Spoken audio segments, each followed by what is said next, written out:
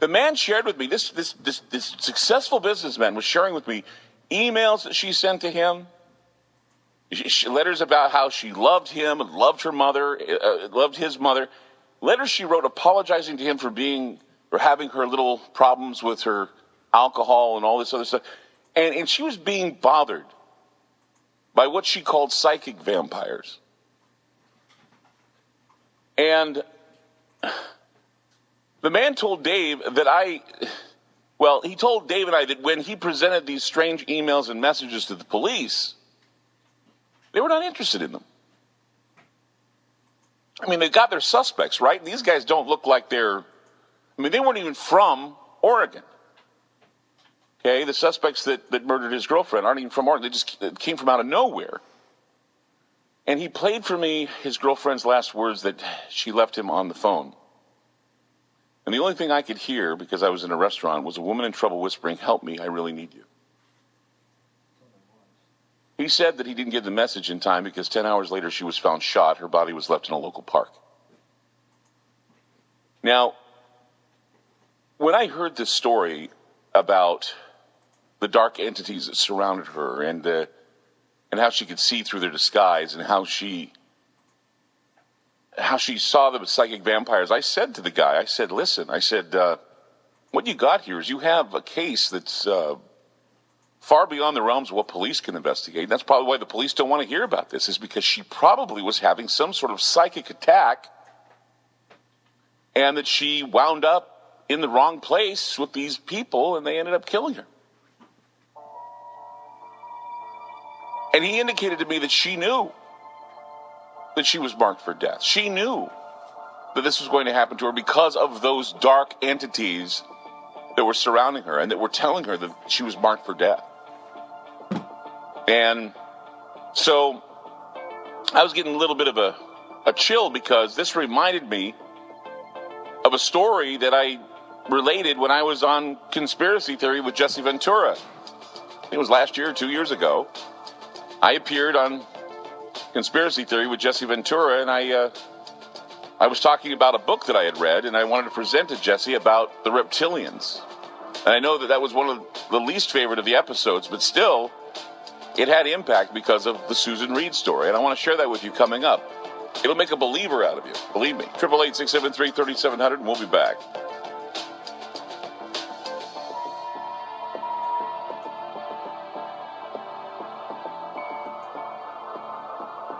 Back to Ground Zero with Clyde Lewis on FM News 101.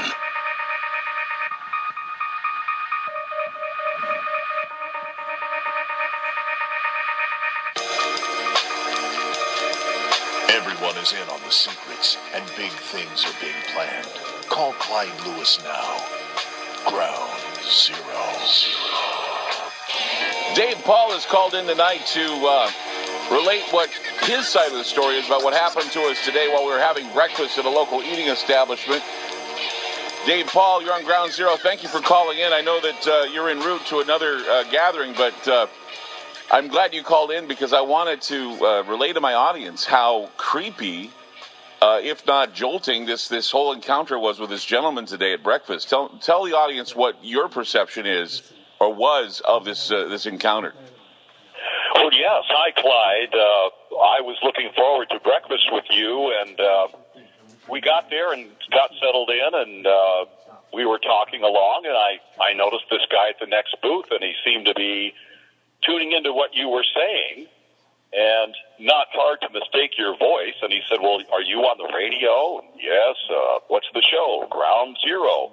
And from there, we learned a whole bunch about his life and about his girlfriend, and he seemed very upset.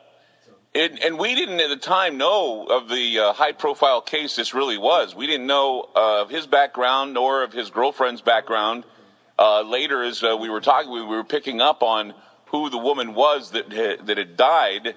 But what really was weird about the whole thing is that he had recordings of her last words on the phone to him that were panicky, letters that she had sent to him saying that she loved him and that she felt bad about her background. But what was really troubling was where it started going into a paranormal type of explanation. Could you kind of relate as to what he was discussing with us? Yes, I first noticed his energy. He was very strung up and nervous and seemed agitated, and he started talking about, like you say, the messages that she had sent just prior to her death. And he said it was beyond his understanding that she had spoken about dark forces, the forces of light, and he had some phrases that I wasn't familiar with. Do you recall what those were? Well, he was talking about psychic warfare, psychic vampires, even vampirism, or the idea of these dark forces that she said that she saw the dark entities surrounding her. There was another gentleman that she spoke with that was pointing out to her those dark entities and how to recognize them. And then you said that he was talking about something about, or was it the waitress that brought it up? I don't know who it was, about gatekeepers and keys, and I don't know, something else, that she considered herself some sort of a seeker of a key to open up the gate, and that she was going to fail at her quest to open the gate to escape these vampires. It was just scary.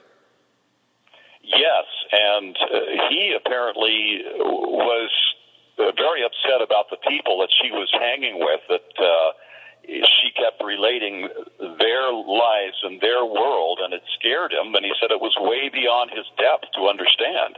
And it was very paranormal in a lot of ways, because it just sounded like they were not real human beings, that they were quite literally the very human beings, or at least the I guess you could call them the reptilian or alien or even not of this world type beings that she said that she could recognize when she was out. And she knew, this is what I thought was really weird, is that he said that she knew that she was marked for death, and yet she continued to explore this world, or she wanted to be around this world because it was new to her. She had never seen anything like this before.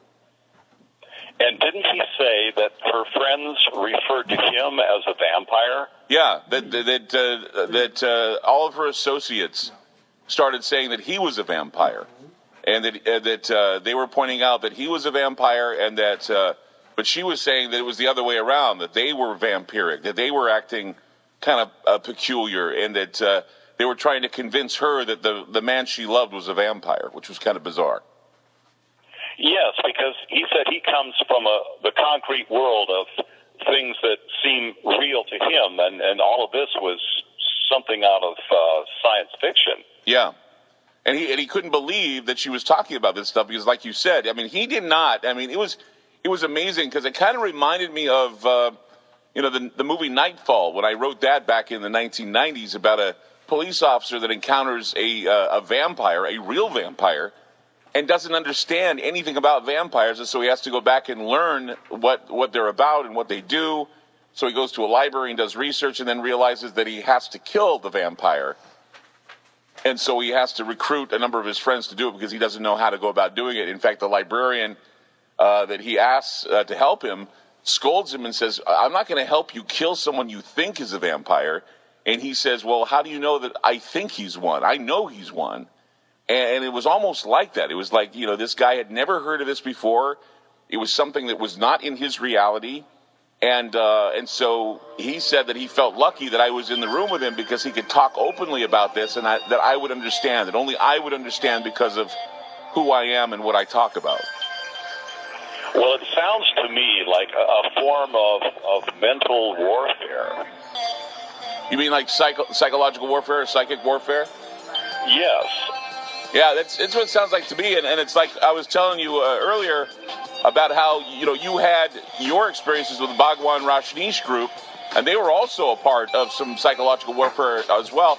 I want to kind of touch base with you on that a little bit, and then we're going to talk a little more about this. Dave Paul's with us, talking about the encounter we had with this gentleman in a restaurant today, and it opened our minds to the possibility that there may be vampires out there, or at least entities that hide in human disguises. It's kind of a creepy story. 888-6